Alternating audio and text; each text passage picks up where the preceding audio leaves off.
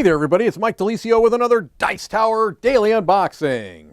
Today, we're going to be taking a look at Warehouse 13, the board game, which is based off of a television show on the Sci-Fi Channel. It's not a show I've ever seen, I have to be honest with you, and so if there is theme connection, I'm not going to be able to make it. Perhaps if you've watched the show and you're watching this, you will. 130 minutes, 3 to 5 players, so not a short game, think about a couple hours or so.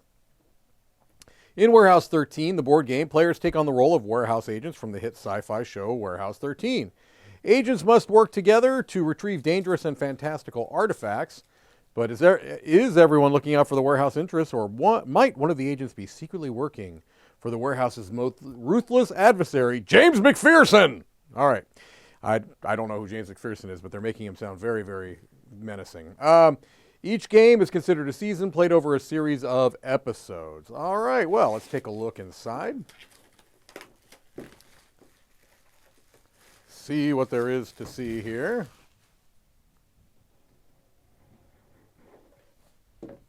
Field Agent Training Manual. All right, well, this is also our rule book, I would imagine. So it talks about how each episode begins with the ping phase, in which the artifact's location is revealed and clue dice are rolled. Clues are represented by 13 custom 6-sided dice. Here's our list of components and the different ways that they may work. Dice and cards are going to be a huge part of this game, it looks like. We've got our setup right here. Okay. And then we've got our episode sequence. The ping phase, the investigation phase, the retrieval phase, and the cleanup phase. And it goes into detail over each of those different phases. All right.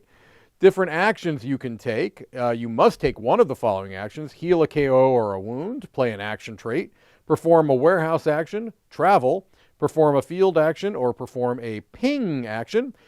Healing is mandatory. If you're KO'd or wounded, you must use your action to heal. All right. And it goes into more detail about each of those actions. All right. Different field actions. Now you've got the retrieval phase in more detail. And then you've got the cleanup phase, which looks like it has a series of steps, 7 to be exact.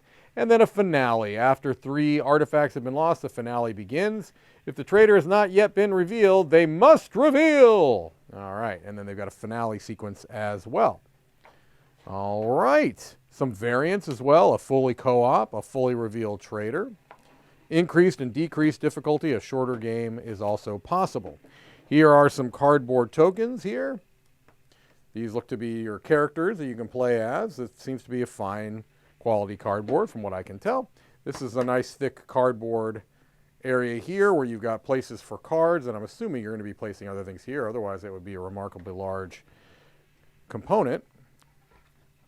We've got our board here, all right, that you can see. Places to keep different, looks like tokens perhaps, cards, things along those lines.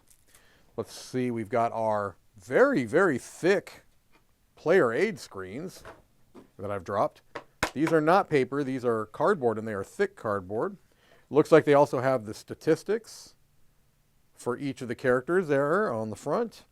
It looks like they've got some different icons here that allow them to have maybe some asymmetry, or at least some different strengths and weaknesses. Let me retrieve the ones I've dropped, because you may be interested in which characters in the game if you're familiar with the show here. So I'll just show these off. Again, I am not familiar with the show, so these don't mean anything to me, but if you're a fan of the show, they probably mean a lot to you. And maybe you're excited about seeing a particular character that you can play as in the game. Hopefully that's the case. Here's a large deck of standard size cards, so let's take a look at these.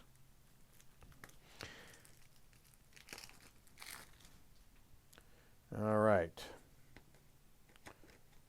So here are the standard cards. Looks like they've got a fair amount of text on them, some iconography.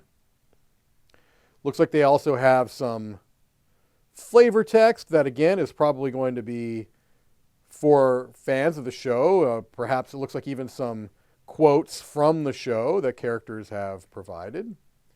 So, yeah, I imagine if you're a fan of the show, it's going to make it even more exciting for you. I mean, if it's a good game, you probably would want to play it regardless, but I think it will probably be even more intriguing to people who have watched, especially those who enjoy the show. Okay, so location cards. We've got some of those custom six-sided dice that they talked about in the rule book. Let me show these off. These are engraved. I think we've got representatives of all of those in there, but they're all nice dice with different faces. All right, we have one that's kind of a standard, but even though it's a standard, it's kind of cool. Actually, it's not standard. It only goes 1, 2, 3, 0 to 3, so very not standard. All right, so none of these are standard D6s. They all have some twist that set them apart. We'll take a look at these.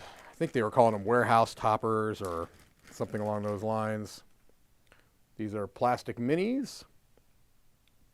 Okay, they're all the same, but there are, looks like 5 of them for player count, so each player would get one of those. And then we got a number of the mini size cards. We'll show these off at least a bit. Here we go. Some instant cards, some action cards. Looks like mostly made up of art stills from the show. I shouldn't say art, but stills from the show. And people's opinions vary wildly on that. Some people like having actual art from movies or TV shows from games that are based upon them. Other people would rather not. Just depends on where you fall on that continuum as to whether you're excited about that or disappointed. Let's take a look at the last deck of mini cards here. Looks like here we've got our loyal agent / traders. Loyal agent, you are a traitor. All right, some consequence cards. All right, some asset and downside cards, looks like. Calamities. Stress. Lots of stress, and then more instant cards. All right, well, as I've said a number of times, I think if you are a fan of the show, this is something that might be exciting for you just based on that very fact, but it might be a good game completely irrespective of that. That is Warehouse 13, the board game. Thank you for watching another Dice Tower Daily Unboxing.